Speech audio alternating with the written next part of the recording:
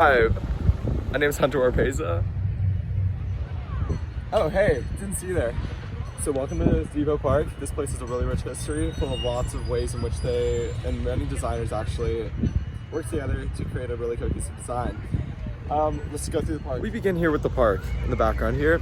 The park took a lot of consideration in regards to wanting to keep a lot of historical ties to the area, as well as introducing to kids what many components of good design entail.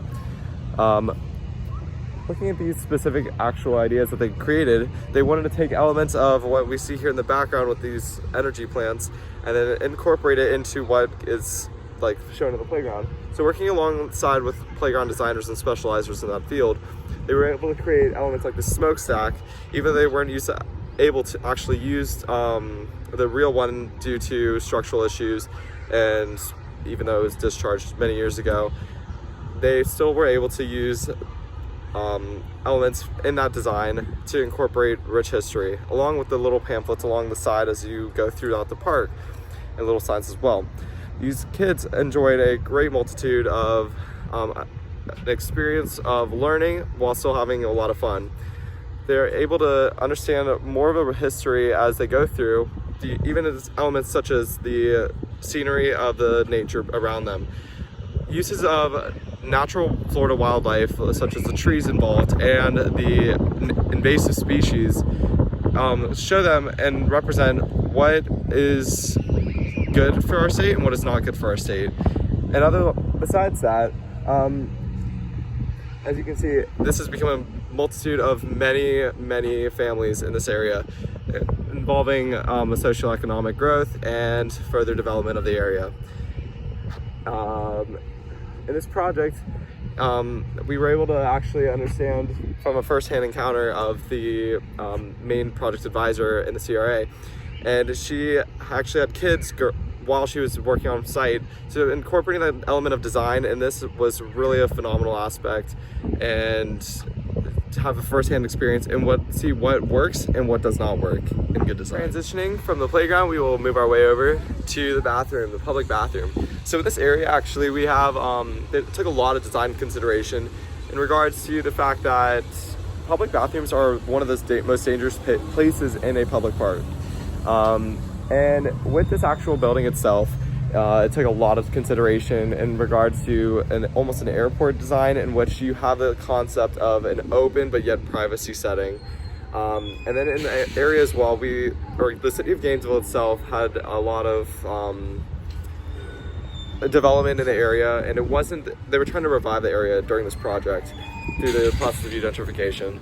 So by doing so, they had to take into consideration while they were doing the project, there was this wall, and a lot of drug deals actually occurred in this particular place. So as most drug deals do occur behind closed doors. So as we go through this project, they created elements that kept it more safe and very open, so there wasn't these closed door policies while still continuing to have that element of privacy. But to also further that process along, they created restroom hours that are posted within the walls of the bathroom. So as long as you walk right in, you have this sign right here posted, and the hours itself are from 7 a.m. to 8:30 p.m. And this is to ensure safety of the people attending this park. By doing so, the city of Gainesville was able to take this and combat it in the area and make it a place that people feel safe to go to the restroom in such a simple yet sophisticated design. Overall, they kept the color process as well, continuing that from the historic area and almost by the railroad section here into this element of the bathroom over here.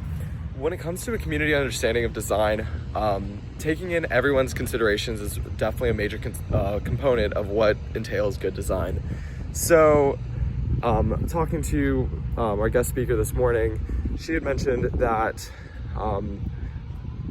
so many political aspects go into it, more than most of us in design school ever taught this early on in the process. You have to talk to city commissioners, you have to talk to attorneys, lawyers, and she almost described it as air traffic control.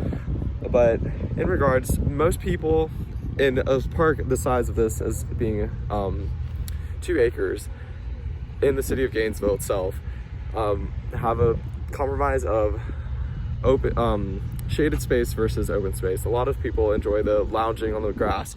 Behind me here is the mound, and in this mound they've combated different issues with the circles, with social distancing due to the COVID pandemic.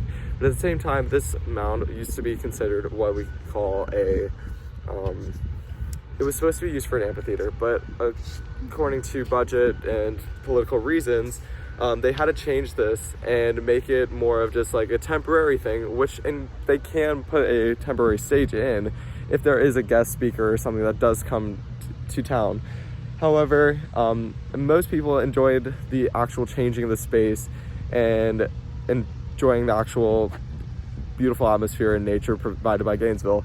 Another really amazing part of what they did in the dredging and of the arsenic and coal and the cold coal of this area was that by doing so, they were able to reshape the land into a way they were able to actually keep a natural form while involving the nature preserving aspects of everything. So behind me here, I'm walking along this concrete path, and we have this like pond right behind me, but it's actually a rain or storm surge processing plant. And by doing so, it actually helps the actual environment as it goes through here into Praise Prairie. And by doing so, it actually helps the environment a lot and allows people to have a scenic view of the surrounding environment. But by doing this preservation, the utility department of Gainesville actually funded this whole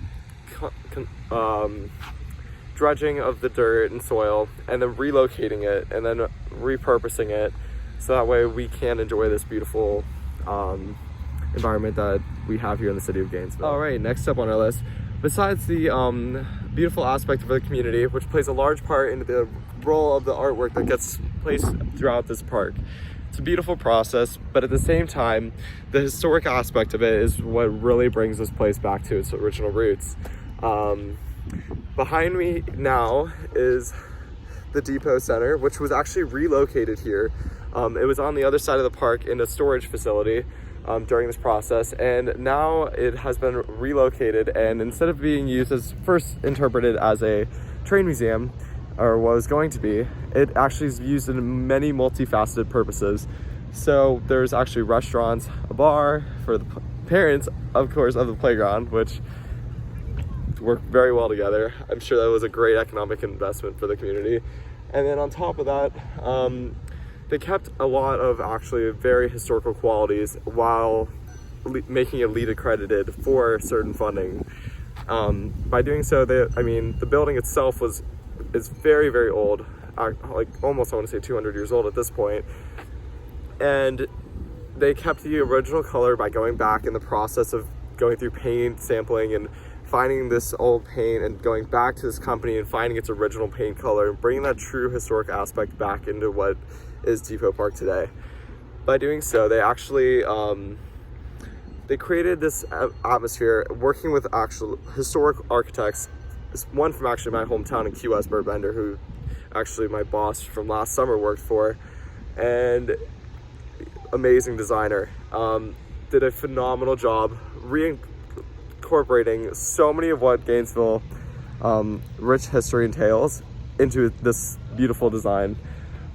At the same time, this building itself, being massive in scale, had a lot of problems with it as well in the construction process, as there was a homeless population that was living underneath the building, and until they put the skirting and redid everything, they had to combat these issues with where are these people going to go. While we still don't want them to trespass, we still want them to be invited to the park and be as accommodating as possible. So that summed out a lot of questions for this process of design, and overall it made a really cohesive design. The park actually itself uses elements of ADA considerations, predominantly in this main area right here, but throughout the park as we see. You see there's walkways, it's very wheelchair accessible, and and as they have many paved ramps, but instead of just always having paved ramps and paved little pathways and concrete pathways everywhere, they decided to do this element of it's a gravel on top of like a hexagonal rubber like mat, and this actually is up for on the board of ADA right now in consideration to how they're going to if they're going to keep this on or not, but it holds it in place, acting as a sturdy structural component, but yet it's still a multifaceted design tool as well. And the way in which they were able to take and incorporate the landscape through the Florida natural landscape, similar to what they did on the playground, to the natural component of what these areas of social life in Gainesville entail, inviting many people of many different groups and backgrounds to the same area, has allowed this place to blossom as another industry. While this is a great, beautiful atmosphere for many of the community members to enjoy, there is something that does tie in the people to this actual particular space throughout the week when everyone is working and is performing their daily lives. And that would be found here in the Cade Museum. The Cade Museum is actually owned by the family, I believe, who invented Gatorade. So to draw people into this museum, it is about the Cade family and what their contributions had done for the actual city of Gainesville. And they've done a really beautiful job harnessing the atmosphere of Gainesville and the innovation that it excites within the actual particular field. But while doing so, right next door, city of Gainesville continuously, especially near the University of Florida, struggles with parking and parking accessibility. In this project, the developers worked alongside with the Cade Museum to really develop these parking lots so that the park could be accessible for everyone. So behind me here is the parking lot that they developed that goes along South Main Street as well, and it has these new spots that they were able to add over 20 spots to this design by just working on and with the people developing this project in itself. South Main Street is one of the major projects in the gentrification process, and it's really coming along.